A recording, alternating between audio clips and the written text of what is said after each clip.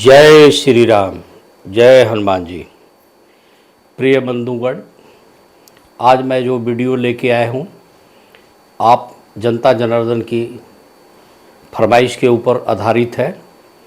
मेरे व्हाट्सएप पर कई लोगों ने एक समस्या बार बार डाल रहे थे कि पारिवारिक झगड़े के निपटारे के लिए हनुमान जी का कौन सा ऐसा उपाय करें कि घर में सुख शांति बढ़े और घर की लड़ाई शांत हो। खैर, लड़ाई तो सदियों से आती रही है, भाई भाई की है, ननद भाभी की है, और सास बहू की है, जेठानी देवरानी की झगड़े हैं।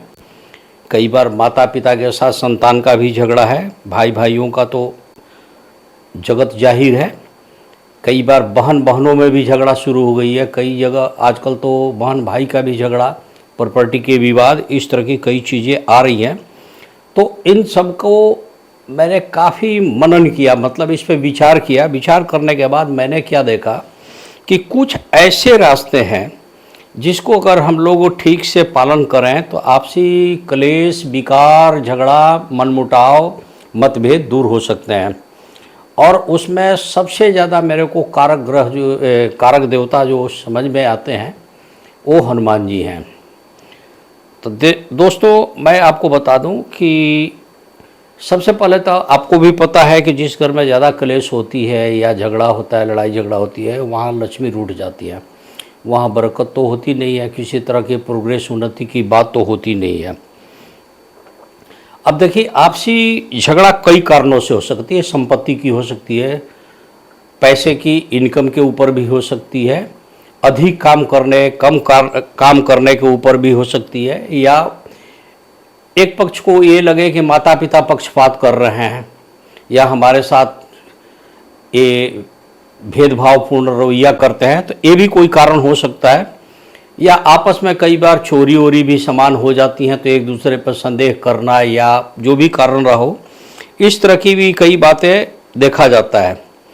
अब देखिए, मैं बताऊं, जिस जातक की जन्म कुंडली में सूर्य के साथ शनि हो तो वहाँ भी माता पिता के साथ थोड़ा अनबन, पिताजी के साथ विशेषकर, चंद्रमा के साथ राहु हो या शनि हो तो भी थोड़ी सी ऐसे भी केसेस देखने को मिलते हैं।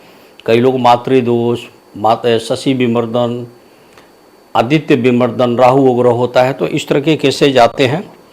अब इस तरह की लड़ाइयाँ काफ़ी होती है। नागदोष हो पंचम भाव में तो भी घर में क्लेश तो होता ही है, कई कारण होते हैं।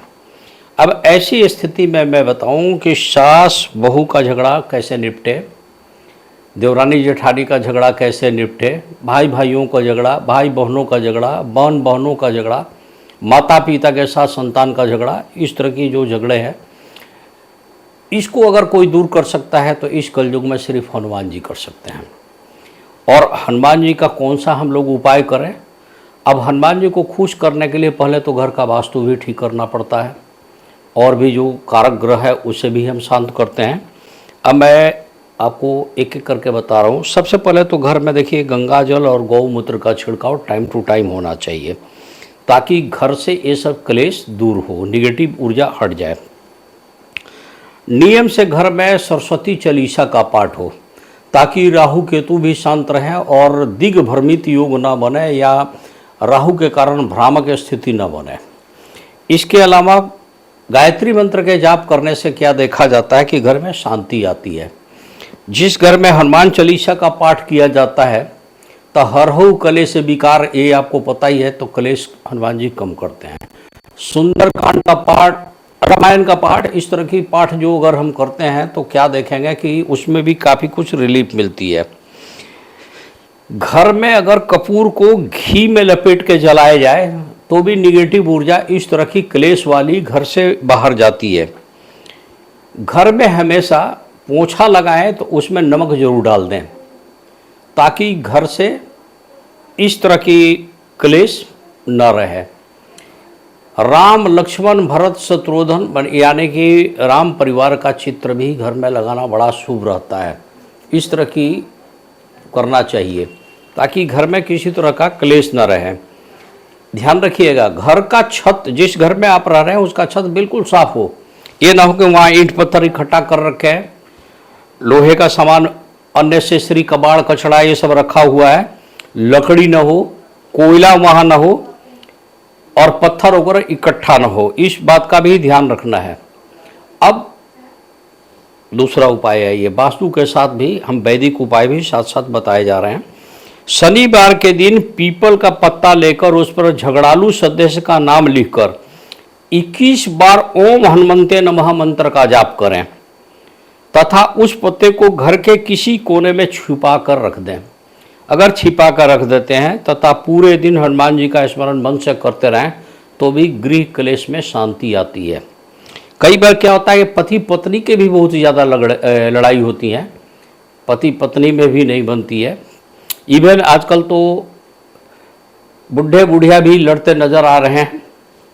खैर जो भी है, जिस घर के अंदर शीशा आमने सामने हो, 2 अलमारी हो या 2 दरवाजे ऐसे हो, इस शीशे का रिफ्लेक्शन उस शीशे में, उस शीशे का रिफ्लेक्शन इस शीशे में हो, उस घर में भी क्लेश ज़्यादा होती है।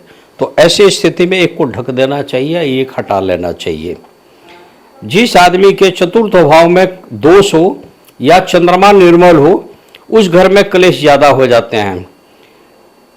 वैसे लोगों को सोने के समय में किसी पीतल के बर्तन में कपूर लेकर उसे गाय के शुद्ध घी से डुबोकर जला देना चाहिए, इससे भी घर में क्लेश शांत होती है। घर में कांटेदार या दूर टपकने वाली कोई भी वस्तु, पेड़ पौधा घर में नहीं लगाना चाहिए। इससे क्या होता है, संतान तो बिल्कुल अपने माता पिता की इज्जत नहीं करेंगे और घर में गृह क्लेश ज़्यादा पैदा होगा। अब पति पत्नी में भी ज़्यादा क्लेश हो रहा हो तो सिरहाने कपूर रख कर सोएं, सुबह उसे उठा के जला लें, जलाने के बाद उसे बहते पानी में कहीं डाल दें तो पति पत्नी का झगड़ा जो है कम होना शुरू हो जाता है। घर का स्वामी अगर सार्वजनिक जगह पे, यानी कि पॉपुलर जगह, कॉमन जगह पे जहाँ किसी को कोई आपत्ति न हो, वहाँ अगर पीपल का पेड़ लगा के उसका परवरिश कर दे तो भी देखा क्या जाता है कि पितरों का आशीर्वाद तो मिलता ही है, साथ में सुख शांति बढ़नी शुरू हो जाती है। अब क्लेश शांत करने के लिए नॉर्मल जो हम लोग ज्योतिषाचार्य किसी को बताते हैं कि भाई आप एक मंत्र का जाप कीजिए, वो है ओम हनुमंते नमः, ओम हनुमंते नमः। इसके करने से घर में सुख शांति बढ़ती है, सबसे ज़्यादा शांति आती है, गृह क्लेश कम होता है। घर में लौंग और कपूर जलाने से भी घर में आपसी विचार मिलना शुरू हो जाते हैं। अगर विचारों का काफ़ी मतभेद हो तो घर में लौंग और कपूर जरूर जला देना चाहिए। क्लेश जब ज़्यादा बढ़ जाए तब जल के स्थान पर और प्रवेश द्वार के पास में घर के सीधे हाथ में हमेशा तिल या तेल का दिया जलाया जाना चाहिए। देखिए, जो पहले आपने देखा होगा, अगर गांव के रहने वाले हैं तो हैंड पाइप के पास तिल का दिया जला दिया जाता था। इससे घर में काफ़ी शांति आ जाती थी, गृह क्लेश कम हो जाता था। नियमित रूप से हनुमान जी से प्रार्थना जरूर करना चाहिए।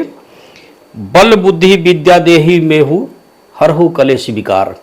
एक घर का मुखिया, घर का प्रधान, घर के जो मेन सदस्य हैं, ये अगर करें तो ज़्यादा अच्छा। हनुमान चालीसा की ये सब चौपाइयाँ हैं, आपको भी याद होगी। बल बुद्धि विद्या देहि मोहि हरहु कलेश विकार, इससे काफ़ी फर्क पड़ता है। बृहस्पतिवार को तुलसी जी में अगर 5 बूंद कच्चा दूध डाल के तुलसी जी को प्रणाम किया जाए तो भी गृह क्लेश में काफ़ी शांति आती है।